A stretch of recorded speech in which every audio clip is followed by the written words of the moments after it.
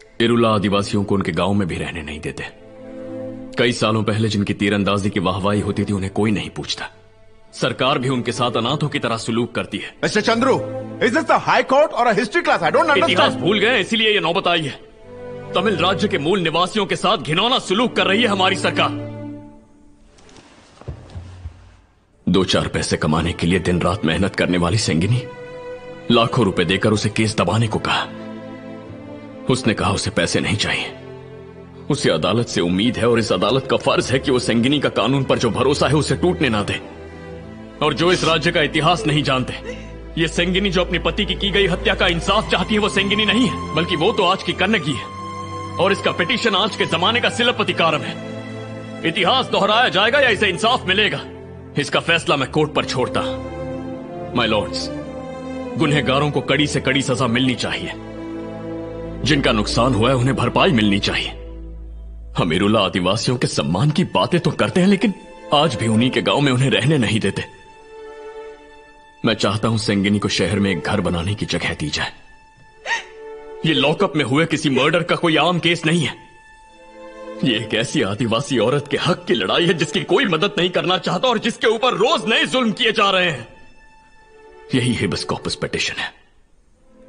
Court का फैसला उसे इंसाफ भी देगा और उम्मीद भी। That's all, my lord. राष्ट्रपति जी ने अपने अभिभाषण में युवाओं के रोजगार की बात की। इस सरकार ने सपना दिखाया था कि सालाना 2 करोड़ युवाओं को रोजगार मिलेगा। अजी मिलना तो छोड़िए, जो हाथ में था वो भी चला गया। आज 1000 नौकरियों के लिए लाख युवा अप्लाई करते हैं और 4th क्लास की नौकरी के लिए ग्रेजुएट्स और पोस्ट ग्रेजुएट्स कतार में खड़े आते हैं। पहले नीम और अब नेशनल अप्रेंटिस जैसे प्रोग्राम, ये जो नीतियां हैं, ये देश के युवा वर्ग के लिए शोषण व्यवस्था साबित हो रहे हैं। क्योंकि पहले नौकरी लग जाती है, फिर माँ बाप शादी कर देते हैं और 2 साल में कंपनी ब्रेक दे देती है ताकि उसको परमानेंट ना करना पड़े और युवा के भविष्य में अंधेरा छा जाता है। इसलिए इन युवाओं के आक्रोश को समझे और इन नीतियों पर पुनर्विचार हो। इस अभिभाषण में और एक बहुत अच्छी बात की गई, वो है आत्मनिर्भर भारत की।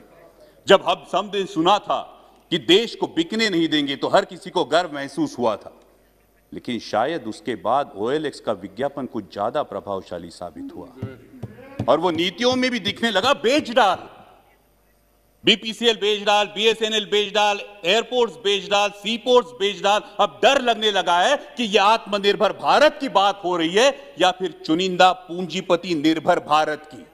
मैं सचेत करना चाहूंगा कि इस प्रकार से मुक्त अर्थव्यवस्था के आड़े में अगर हम क्रूनी कैपिटलिज्म को बढ़ावा देकर देश के संसाधन चुनिंदा पूंजीपतियों के हाथ में सौंप दे तो देश की आने वाली पीढ़ियां हमें कभी माफ नहीं करेगी।